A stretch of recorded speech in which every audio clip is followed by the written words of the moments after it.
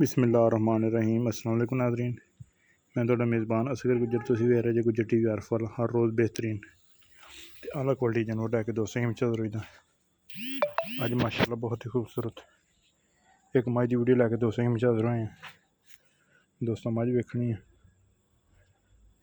पूरी साफ सुथरी शौकड़ा जानवर, लेकिन सून दे विच मझ कम से कम 8-10 दिन या थोड़े 15 दिन लवेगी। बास मझ नहीं बनाया, लेकिन हल्दी चल बास मझ बहुत सारा चंगा बनाती है।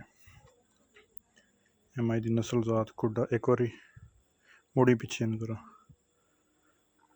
अखा मझ दोवें सफेद चिट्टियां वा, कद मझ चंगा वा, नस्ल जात वाली है,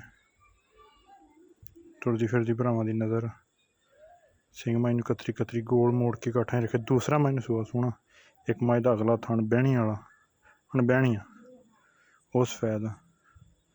दोस्तों ने फिर मझ टुरदी फिरदी थण मझ कला साफ सून दे।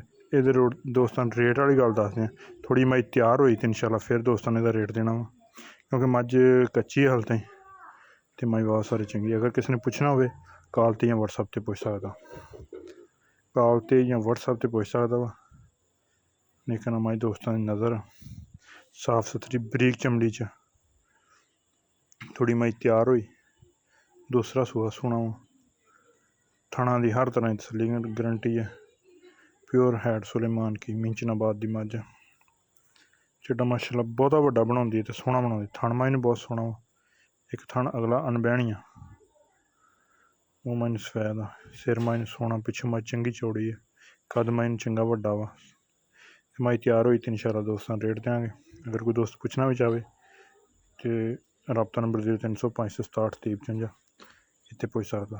अगर जिन्होंने दोस्तों ने चैनल नहीं सबसक्राइब किया उन्होंने आशिक चैनल करना जरूर सबसक्राइब, ना लगे बैल आइकन के बटन करना प्रेस, ताकि हर नवी वीडियो नोटिफिकेशन बार वक्त